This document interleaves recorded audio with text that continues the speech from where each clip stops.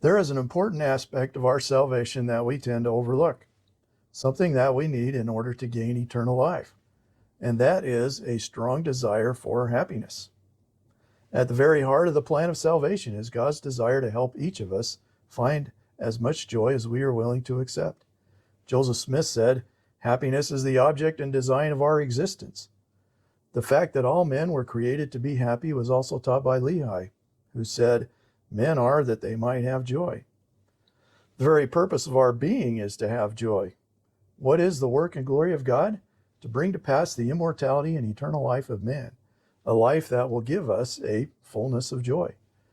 The fruit of the tree of life, which represents the love of God, is most desirable to make one happy and most joyous to the soul. The prophet Alma is the one who called the plan of salvation the great plan of happiness. Our salvation is linked to our desires for happiness. Our individual destiny within the plan of salvation depends on how much joy and happiness we are willing to accept. The problem is that we are too easily content with what happiness we have. I have to admit that I am pretty content with my happiness and my misery. And while I am intrigued and interested in a fullness of joy at some future time, I'm not ready for that state of being just yet. I know what would make me happier.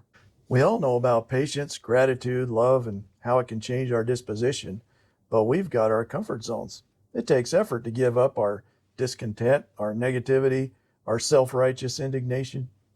Whatever our station or disposition is, we must be seekers of greater and greater joy if we hope to obtain eternal life. For our ultimate destination depends on how happy we want to be, plain and simple. The reality is that our Father in heaven is more anxious for our happiness than we are, and the joy He has in store for us is far greater than what we want for ourselves.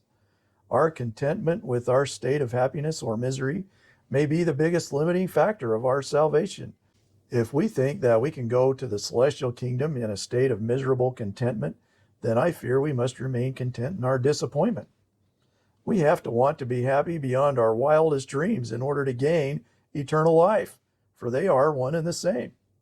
Alma said, speaking of the resurrection, the one raised to happiness according to his desires of happiness, or good according to his desires of good, the other to evil according to his desires of evil. So, every day, I have to consciously and with intent choose joy, choose to rejoice, choose to praise, to hope, to love. I'll pull it off someday.